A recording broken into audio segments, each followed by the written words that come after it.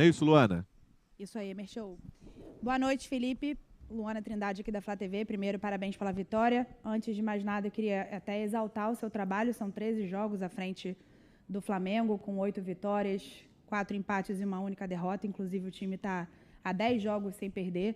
Queria que você comentasse um pouquinho sobre a atuação da equipe hoje, que foi muito superior, principalmente, teve uma grande atuação, principalmente no primeiro tempo, e até acabou quebrando aí a sequência de 16 jogos de invencibilidade do Inter.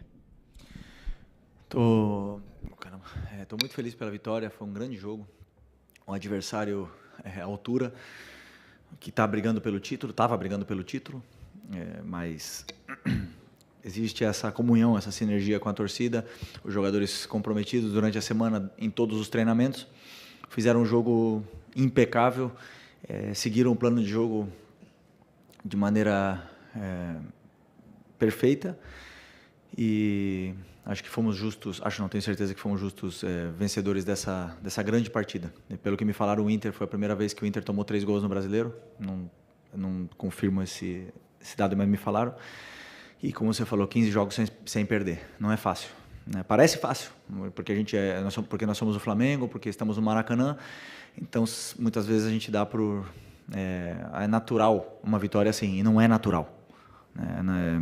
Não é tão fácil, eu falo, não é fácil. Sempre é difícil e por isso que eu valorizo tanto o esforço dos meus jogadores, do que eles fizeram durante a semana, da mobilização que eles tiveram para o jogo e se viu perfeitamente o desempenho depois deles no campo.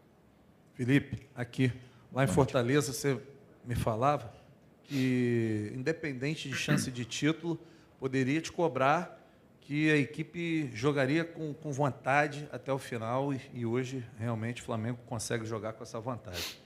E tem um jogador que hoje não conseguiu ir tão bem assim, que é o Alcaraz, mas é um jogador de muito prestígio, porque ninguém joga na Itália, ninguém joga na Inglaterra, ninguém é comprado por um clube aí no Brasil por mais de 100 milhões se não tiver muita qualidade.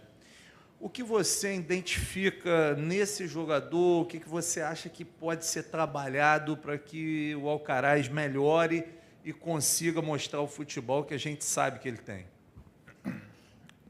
Um jogador que, primeiramente, dá tudo pelo time. Né? A gente vê o esforço dele, cada vez que ele erra ou perde uma bola, a gente vê que ele tenta de novo, ele não se esconde do jogo, ele é um cara com muita força e, obviamente, que não está no seu melhor momento, mas é um jogador que dá tudo. E esses jogadores, todo jogador passa por fases boas, fases ruins, fases melhores, de muita confiança, onde até as jogadas que você erra acabam dando certo, e tem fases que você não está no teu melhor momento. Ele não está passando por uma fase horrível, né? Mas ele... Por quê? Porque ele trabalha, porque ele treina muito, porque ele presta atenção nos treinos, ele presta atenção nos vídeos. Então ele acaba executando. A execução não está tão fina, mas questão de tempo. Questão de tempo, a única coisa que eu posso fazer é dar todo o suporte para ele, dar todo tipo de carinho, para que ele possa superar essa fase que não é tão boa para ser o Alcaraz que todo mundo quer que ele seja. Sem pressa. Um jogador que assinou um contrato longo com o Flamengo, e que tem bastante tempo, precisamos dar apoio e suporte para ele, porque o que a gente pede, a torcida pede, é raça, né? Então a raça ele está dando. Depois, a qualidade e a finura com a bola, ela vem às vezes mais, às vezes menos, mas a raça está aí, e a gente está vendo isso. Felipe, boa noite. Saiu alto, hein? Não sabia, vou falar um pouquinho mais longe. Felipe, na hora do primeiro gol do Léo Ortiz, a gente estava um pouquinho distante, e eu vi que o Léo Ortiz foi no banco e tinha cumprimentado o auxiliar, não tinha conseguido identificar. Depois a Letícia, minha colega que cobre comigo, mandou um vídeo e eu vi que era o Daniel Alegria. Quando a comunicação do Flamengo nos passa o nome da comissão, a gente pesquisa, né? Mas eu ainda não tinha... Eu falei, Daniel Alegria, vou procurar no Instagram. E aí achei aqui especialista em bolas paradas. Então, queria saber qual foi a importância dele, se no segundo gol ele também teve importância ali que o De La Cruz passa aquela bola ali para o Gerson que estava no vazio, se foi mais genialidade de De La Cruz, mas acabou que era um jogo difícil assim no início da partida, estava bem equilibrado, e o Flamengo, nas bolas paradas, acabou conseguindo clarear. É óbvio que o segundo gol não é de bola parada, mas vem de um rebote de bola parada que a zaga do Inter está desajustada e o Flamengo consegue o segundo gol. Obrigado, boa noite. Boa noite. Já repito, né? Eu penso que nós temos que sempre nos cercar de pessoas que nos ajudem, que nos aportem coisas, que nos façam crescer e te façam ser melhores, né? Então, claro que meu primeiro pensamento sempre foi juntar uma comissão forte e me complementar aonde eu não tenho, ou eu preciso de ajuda, né? Então, o primeiro caso foi do Ivan, que já falei para vocês dele, e o Alegria tá totalmente imerso na bola parada, é o cara que desenha toda a bola parada, que analisa, que faz as jogadas, que me passa tudo, vemos juntos e decidimos a melhor estratégia para a bola parada do jogo. Aonde, como você bem falou e frisou, a bola parada tem um fator muito importante no jogo, porque às vezes o jogo está bloqueado, como o jogo do Fortaleza foi, por exemplo, um jogo bloqueado, um jogo difícil, que por mais que a gente tenha chances, não foram chances claríssimas de gol, e às vezes a bola parada desbloqueia essa chance. Então, super importante, treinamos essa semana e acabou dando certo, né, com algumas chances. Então, eu acho que é fundamental ter gente na comissão que pudesse ajudar em todos os sentidos. E o segundo gol foi do quê? De lateral? De falta? Não. Rola pro Gerson bate, o Everton Araújo. Tá. Não, sim, claro, jogada ensaiada. Então, jogada ensaiada e jogadores acreditando na ideia. Assim, fez o trabalho dele. O que tinha que fazer. Estou feliz. Felipe, Raíza Simplício, da Gol Brasil aqui. Boa noite. Ontem, se não me engano, né, o Tanuri passou para a gente, a comunicação do Flamengo passou um informe do Tanuri, ele trouxe o prognóstico, né, da volta de alguns atletas, e o Pedro, ele deixou claro ali que entre maio e julho, né, para o retorno do Pedro. A gente tem também aí a confirmação da saída do Gabriel, agora, depois do jogo contra o Vitória. Enfim, eu queria saber se você já sentou com a diretoria, ou já conversou em relação à contratação de mais um atacante, principalmente esse atacante, o que você entende, quais são as características que você entende que precisa ter esse atacante? Primeiro, precisamos do Pedro, claro, um jogador desse nível, era o artilheiro do Brasil, um jogador desse calibre, é muito importante que a gente possa recuperá-los, mas o principal é que ele volte bem. Sabemos que existem duas fases, a alta médica e depois a alta competitiva, que é um pouco diferente porque ele pode estar disponível, mas não no seu melhor nível a nível competitivo. Então nós precisamos recuperar bem o Pedro. Ele teve uma lesão séria, mas até agora está indo tudo de maneira perfeita na recuperação dele. E vamos dar todo o suporte para que ele possa voltar e ser importantíssimo do jeito que ele estava sendo, né? Que estava sendo o melhor jogador do Brasil até o momento. O Gabi saindo, obviamente que precisamos ir para o mercado procurar um nome importante. E está claro que o mais importante é encontrar um jogador onde o fundamental seja que ele cumpra com as características que pede o modelo de jogo. O meu modelo de jogo, que é o que vocês já estão vendo, e o modelo de jogo que a torcida pede, né? Esse DNA. Então, vamos ir atrás desse nome, com a ajuda do scout, com a ajuda da diretoria, para que possa vir para fazer o elenco crescer e melhorar ainda mais. Oi, Felipe. Aqui David Sharp, do Antenados da Jogada. Parabéns pelo seu grande trabalho que você vem fazendo até agora. Felipe, o Botafogo ontem foi campeão da Libertadores e pode igualar o feito do Flamengo de vocês de 2019, ganhando também o Brasileiro, está muito próximo a isso. E aí surgem várias comparações desse Botafogo com aquele Flamengo de 19, eu vou te deixar à vontade para você comparar ou não com aquele Botafogo, com aquele Flamengo de vocês lá. Mas a minha pergunta, na real, é a seguinte: esse Flamengo de hoje, seu Flamengo de hoje como treinador, um elenco que tem à disposição, consegue bater de frente com o Botafogo em igualdade de condições? Talvez muita gente considere até esse elenco do Flamengo melhor que o elenco do Botafogo pela quantidade de jogadores de qualidade. Primeiro, parabenizar o Botafogo, uma vitória justa, merecida. Parabenizar o Atlético Mineiro por ter chegado em 2 finais. Não é fácil, né? A gente muitas vezes pode falar que são os perdedores, mas não é assim, né? Eu posso te garantir que eu gostaria muito de estar nessa final. Gostaria muito. E é bom que a gente possa sentir essa dor de não estar na final, porque nos motiva a querer estar nessa final do ano que vem. Né? E ver de casa não é bom. Então, parabéns para os dois. Fizeram uma grande temporada. Independente, só um vai sair vencedor, né? Então, por muitas pessoas podem chamar de fracasso, mas na minha visão não é, porque eu sei a dificuldade que é chegar numa final de Libertadores. E merecido também a campanha que eles estão fazendo, um time praticamente novo, né? Quase todo o elenco foi contratado esse ano, a maioria dos jogadores. Um investimento muito alto e faz crescer ainda mais o nível do Campeonato Brasileiro e do Campeonato Sul-Americano. Eu acho muito injusto, né? As comparações não são justas. O futebol é outro, os jogadores são outros. Cada ano que passa, o futebol evolui e nós fomos os melhores de 2019, naquela época, e o Botafogo está sendo o melhor de 2024. Né? O Campeonato Brasileiro é o campeonato mais difícil e eles estão numa grande temporada, merecido. Mas, vamos lá, são 4... Eu sempre penso assim, todo mundo começa com os clubes da Série A começam com a possibilidade de disputar 4 títulos no ano. O estadual, o brasileiro, a Copa do Brasil e a Libertadores. O Flamengo conseguiu conquistar 2 desses 4, né? E o Botafogo provavelmente vai conquistar os 2. Claro que são de importâncias diferentes, mas na minha visão é isso. E esse grupo de jogadores conseguiu manter, né, a ambição até o final. E eu sim penso que o meu elenco é muito qualificado. O meu elenco é um dos mais fortes da América, se não o que mais. E por mais que outros times possam chegar em finais ou conquistar, eu acredito cegamente nos meus jogadores e no elenco que eu tenho na mão. Já falei para vocês, nunca dou desculpa enquanto a isso, porque, na minha opinião, eu tenho o melhor elenco. Boa noite, Felipe. Bruna Medeiros, do Disflá. O Flamengo teve uma superioridade muito grande no primeiro tempo, né? E talvez tenha até sido os melhores 45 minutos no seu comando, pelo menos na minha visão.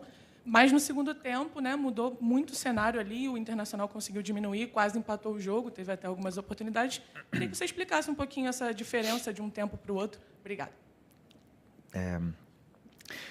Então, feliz pelo primeiro tempo, foi um primeiro tempo perfeito. O nível de plano de jogo saiu à perfeição, tanto a nossa fase defensiva como a fase ofensiva. Os jogadores estavam em todo momento onde tinham que estar, com uma liberdade grande, né, de movimentos e de relações curtas entre eles. Os ataques ao espaço estavam acontecendo da maneira que planejamos e o plano de jogo saiu à perfeição. Né? Desbloqueamos o jogo com uma bola parada, fizemos 3-0 e o time não baixou em nenhum momento. Então fomos para o intervalo com essa vantagem grande e a mensagem foi para a gente continuar atacando, continuar sendo verticais. E antes de tomar o gol, tivemos 2 ou 3 chances claras de gol. Então, o nosso time não voltou mal para o segundo tempo. Nosso time voltou bem para o segundo tempo. E aí o Inter faz um gol. Né? Porque nós estamos falando do terceiro, que até o momento era o terceiro colocado do Campeonato Brasileiro.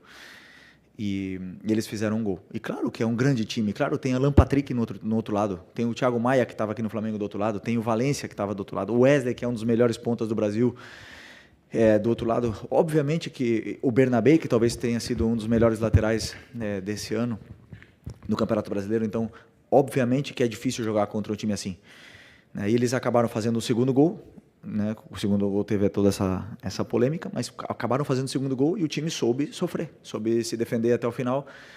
Ainda assim, tivemos outras chances, tivemos para tentar fazer o 4-2, ou não fizemos, e a vitória, para mim, os 3 pontos têm o mesmo sabor. Né? Claro que queria 3-0, queria 4-0, mas existe uma parte do futebol que o outro time também joga.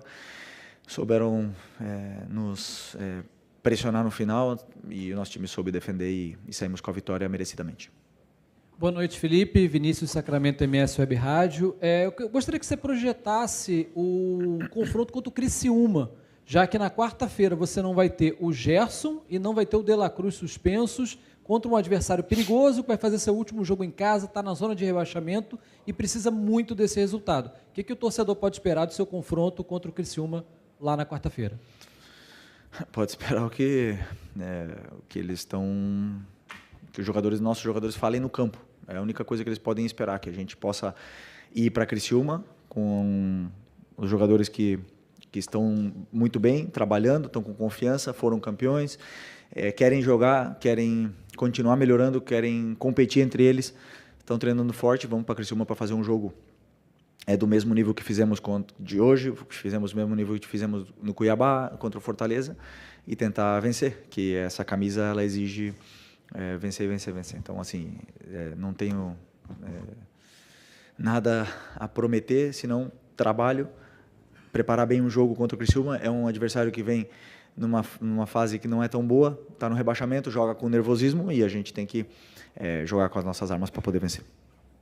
Boa noite, Felipe. Aqui, boa noite. Gabriel Alfa, canal Paparazzo Rubro-Negro. Felipe, nessa semana a gente vai ter o sorteio do Mundial de Clubes, lá nos Estados Unidos, que o Flamengo vai ser representado pelo presidente Rodolfo Landim e por um legend, que é o Diego Ribas. Eu queria saber se te animaria a possibilidade de no futuro, você ter o Diego Ribas com você, seja na comissão técnica ou no departamento de futebol no geral, e se você puder falar também sobre a expectativa para esse sorteio, quanto pode ser importante para o caminhar do Flamengo nesse Mundial. Obrigado. O sorteio, para mim já é uma honra poder disputar esse Mundial. Isso quer dizer que a gente fez bem as coisas nos anos anteriores, que nós somos um dos participantes desse Mundial, Super Mundial de Clubes. Independente do adversário, vai ser muito complicado, muito difícil, estão os melhores do mundo ali nesse torneio, e vamos, sem nenhuma dúvida, para tentar fazer um excelente torneio. Sobre o Diego, grande amigo, um dos melhores amigos que eu tenho na minha vida, e sei do qualificado que ele é, do inquieto e um cara que está sempre querendo melhorar, sempre aprender, sempre evoluir. E se um dia ele decidir trabalhar no futebol novamente, seria uma honra poder trabalhar com ele de novo. Mas, repito, não sabemos o futuro, não sei o que vai acontecer. Temos aí uma eleição pela frente que não depende de mim, não depende de nada. A única coisa que eu posso focar é na equipe. Então, as pessoas que estão agora estão ajudando muito, e as pessoas que estarão no ano que vem não é uma coisa que me preocupa nesse momento. Aqui, Felipe, boa noite. Marcos Martins, do canal da QSRN. Queria te perguntar sobre uma mudança de posicionamento no jogo de hoje envolvendo o Bruno Henrique e Michael. Na partida contra o Fortaleza, Michael inicia pelo corredor central e o Bruno aberto pela esquerda. Para a partida de hoje, ao contrário, Bruno por dentro e Michael aberto. Queria te perguntar primeiro o motivo dessa modificação e também se você observou que o rendimento de ambos foi melhor em comparação com o jogo contra o Fortaleza. Vou pedir desculpa porque não vou detalhar, tá? Porque tem muita estratégia envolvida nessa mudança, muito detalhe fino sobre o plano de jogo, então prefiro não abrir, mas simplesmente posso te dizer isso, que foi por uma estratégia, pela estratégia do jogo e pelo plano que nós tínhamos em função do nosso adversário que vinha pela frente. Pelo jogo contra o Fortaleza, para mim o Bruno Henrique fez um excelente jogo, né? O Marinho teve muita dificuldade em marcar ele, e o Michael também criou muito perigo, ajudou muito na pressão, e simplesmente faltou o gol naquele jogo contra o Fortaleza. E hoje os dois foram muito bem, também porque seguiram à perfeição o plano de jogo, como eu falei. Acreditaram no que passamos para ele e acabou dando certo. Boa noite, Felipe. Vinícius, canal Vini Rubro Negro. Por conta das lesões, o De La Cruz acabou não sendo uma peça tão importante assim na conquista da Copa do Brasil, por exemplo. Foi um jogador que, desde que você chegou, você teve até uns jogos com ele, mas não foi aquele jogador crucial que poderia ser no meio-campo. Hoje ele entrou, fez a sua primeira partida como titular depois da lesão e deu uma assistência, criou outras boas chances. Queria saber o que você espera do De La Cruz para 2025 e a importância de ter um meio-campo com grandes jogadores como Gerson, De La Cruz, Arrascaeta e até o Alcaraz. Permita-me discordar, o De La Cruz foi muito importante para mim na Copa do Brasil, muito importante. Primeiro jogo contra o Corinthians aqui, fez um jogo perfeito. O segundo jogo na volta se esvaziou até machucar. Um cara que não pediu para sair, estava com dor, estava provavelmente já com uma lesão e jogou tudo que aguentou. E ele fez parte do processo onde o Everton melhorou e cresceu também. Porque quando um jogador está fora, no caso do Everton, e vê Eric e vê De La Cruz jogando, ele também aprende. Então, para mim é muito importante. O De La Cruz, o Everton, o Alan, que vem jogando menos, os jogadores, os meio-campistas, no caso o Gerson também, que pode jogar aí, para mim são o coração do meu time. São os jogadores mais importantes e eu preciso muito deles. Então, para mim é muito bom poder recuperá-lo, que ele recupere sensações, que hoje ele fez tudo também que eu pedi e o futebol dele cresce. O futebol de 2 volantes que jogam se penetrando tanto, cresce. Então a gente vê que o Everton está crescendo muito, o Nico vem jogando cada vez melhor, o Eric, nem vou falar dele, assim, jogador de nível Barcelona. Então, e quero muito poder recuperar o Alan também, essa qualidade que ele tem. Então, assim, estou muito feliz e bem servido com os volantes que eu tenho. Felipe, aqui à sua esquerda, Renan Moura, da Rádio Globo CBN. Queria saber qual é o planejamento que você traça para o Gabigol nessas últimas 2 partidas, quais são as lições e o saldo dessa relação, já que não é o fim de uma carreira, né? Mas sim o fim de um ciclo que ele completa, né? Deixando aí a alcunha de um ídolo com a grandeza de um clube como o Flamengo. O Gabi, todo mundo sabe o carinho e o amor que eu tenho por ele. Um cara que eu quase considero como um filho, né? Mas temos que ver o que a gente vai fazer agora, porque ele está com 2 cartões e ele merece sair com uma despedida do Flamengo. Ele merece sair como a lenda que ele se tornou, né? Um ídolo eterno do clube, um cara super importante para a gente nesse processo de 2019 até agora. E vamos ver como a gente resolve essa situação para o último jogo, para que a torcida possa brindar esse amor que tem por ele, esse carinho que tem por ele, e que ele possa receber de volta todo, né, o carinho que ele deu para todos, porque ele é parte, história viva do Flamengo, e aí eu acredito que sim, ele merece sair bem. Não está se aposentando, como tu falou, mas é um cara que merece o carinho de todos. Boa noite, Felipe. Léo José, do Coluna do Fla. Uma das principais queixas da torcida é a falta de finalização em alguns momentos, né? Finalização quando o time tem a clareza para chutar, às vezes acaba dando um toque a mais. Contra o Cuiabá, aí vai uma visão pessoal, contra o Cuiabá eu notei que faltou um pouco mais de finalização certa em alguns momentos. Contra o Fortaleza também. Aí vou dar o exemplo do Michael. Contra o Cuiabá ele conseguiu driblar 2 vezes lá a zaga, né, do Cuiabá em 2 jogadas e não finalizou. E agora, contra o Fortaleza, também aconteceu algo semelhante, só que nesse jogo agora, nesse jogo de hoje, contra o Inter, o Michel chutou e fez os 2 gols. Houve alguma orientação durante a semana, alguma indicação especial para que o Flamengo chutasse mais? Vamos lá, eu sempre penso que criar é mais difícil do que destruir. Essa é a minha visão. Então, quando você cria tanto, você cria chances, você cria essa sensação de perigo, muitas vezes o último passe, ele não sendo bom, ele não dá a chance clara de gol, mas está ali, a chance ela está ali, a chance criada, e nós estamos tendo isso, né? Então depois você falou que se refere a que o Michael, por exemplo, não falta finalizar ou alguma coisa assim. Eu sou um cara muito detalhista, então eu vou para casa, eu vejo o jogo de novo, eu vejo os treinos de novo, e eu vejo se realmente ele poderia ter finalizado. E eu até hoje, o Misha, assim, não teve uma chance clara realmente na frente do goleiro que ele não tenha finalizado. Sempre tem uma perna a mais que ele quer tirar para poder chutar. Ele quer limpar um pouco mais a jogada e quer chutar, mas é um cara que cria muito pro time, ele dá muito perigo, é muito difícil marcar o Michael. É um cara que se desmarca o tempo todo, ele tá atacando o espaço, ele vem no pé, ele faz contra-movimentos.